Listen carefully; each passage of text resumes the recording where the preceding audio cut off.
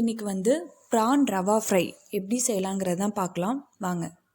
So first இன்க்ரீடியன்ஸ்லாம் note பண்ணிக்கோங்க. Next இப்போ தேங்காய் வெங்காயம் தனியாக பேஸ்ட்டாக அரைக்க போகிறேன். நெக்ஸ்ட்டு தக்காளி தனியாக பேஸ்ட்டாக அரைச்சிக்க போகிறேன். ஸோ தேங்காய் வெங்காயத்தோட கொஞ்சமாக சோம்பு சேர்த்து நல்லா பேஸ்ட்டாக கிரைண்ட் பண்ணி எடுத்துக்கோங்க. நெக்ஸ்ட்டு தக்காளி. இப்போ நமக்கு வந்து ஒரு 1/2 கப் வந்து நான் வந்து பீர்க்கங்காய் எடுத்திருக்கேன்.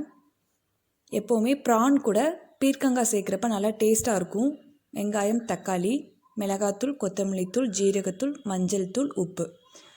ஸோ இப்போ இது எல்லாத்தையும் ஒன்றா மிக்ஸ் பண்ணி வச்சுக்கோங்க. ஸோ நீங்கள் தொக்கு செய்கிறப்ப கூட நீங்கள் வந்து ப்ரானையும் பீர்க்கங்காவையும் சேர்க்கலாம். நல்லா டேஸ்ட்டாக இருக்கும்.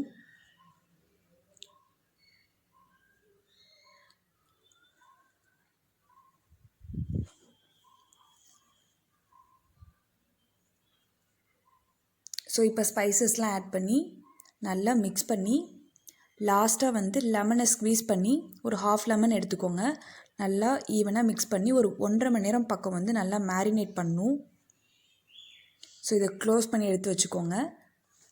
இப்போ கோட்டிங்க்காக அரிசி மாவு எடுத்திருக்கேன், ரவை எடுத்திருக்கேன், மிளகாத்தூள் மஞ்சள் தூள் உப்பு கரம் மசாலா.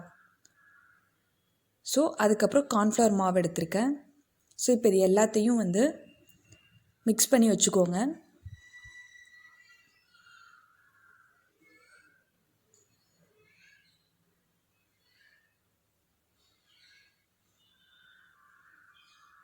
ஸோ இப்போ இது எல்லாத்தையும் நல்லா ஈவனாக மிக்ஸ் பண்ணி கோட்டிங்க்காக ரெடி பண்ணி வச்சுக்கோங்க. ஸோ இது ரெண்டும் இப்போ ரெடி ஆயிடுச்சு. ஸோ இப்போ என்ன பண்ண போகிறோன்னா, இப்போ மேரினேட் பண்ண இதை வந்து நல்லா ஈவனாக மிக்ஸ் பண்ணி நல்லா கோட்டிங் கொடுத்துட்டு அதை வந்து இப்போ நம்ம வந்து ஃப்ரை பண்ண போகிறோம்.